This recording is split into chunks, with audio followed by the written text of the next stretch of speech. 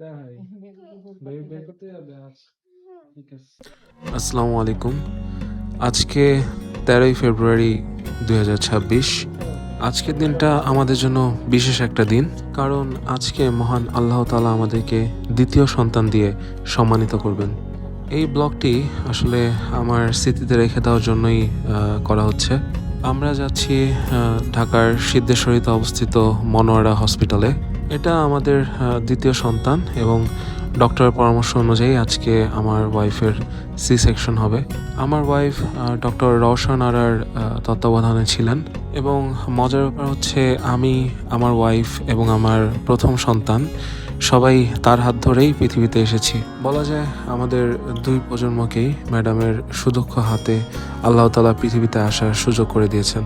তবে এইবার রওশনারা ম্যাম অসুস্থ থাকার কারণে তিনি নাজনীন ম্যামকে রেফার করে দিয়েছিলেন। অপারেশন থিয়েটারে যাওয়ার আগে আমার ওয়াইফ খুবই ভয় পাচ্ছিলেন। আমি, আমার আম্মা এবং আমাদের মেয়ে সবাই তাকে সাহস জোগানোর চেষ্টা করছিলাম।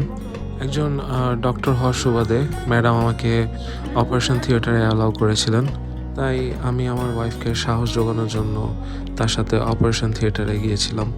আমার ওয়াইফকে অ্যানেস্থেশিয়া দেওয়ার পর আমাকে ডাকা হয়েছিল। আমার ওয়াইফ এবং আমার পরিবারের সবাই অপারেশন থিয়েটারের বাইরে অপেক্ষা করছিলেন। অপারেশন চলাকালীন সময় আমি আমার ওয়াইফের পাশে বসে তাকে সাহস জোগানোর চেষ্টা করছিলাম। অবশেষে আমার কন্যা সন্তানকে ডক্টর বের করে নিয়ে আসলো, আলহামদুলিল্লাহ। আমার কন্যা এবং স্ত্রী উভয়ই আলহামদুলিল্লাহ সুস্থ ছিলেন। এখানে বাচ্চাকে ক্লিন করার পর তার মার সাথে দেখা করিয়ে তারা বাচ্চাকে বাইরে নিয়ে এসেছিল আমার সাথে দেখা করানোর জন্য এবং আজান শোনানোর জন্য।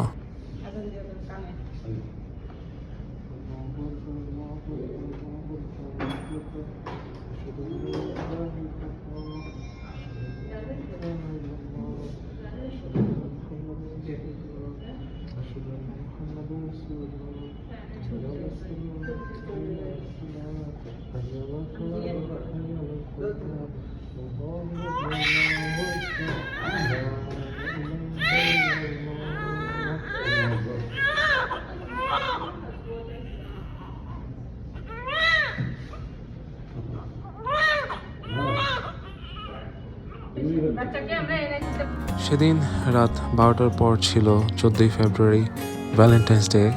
তাই কিছু ফুল কিনে চলে গেলাম আমার অর্ধাঙ্গিনীর কাছে তাকে শুভেচ্ছা জানাতে। Happy Valentine's day to my better half.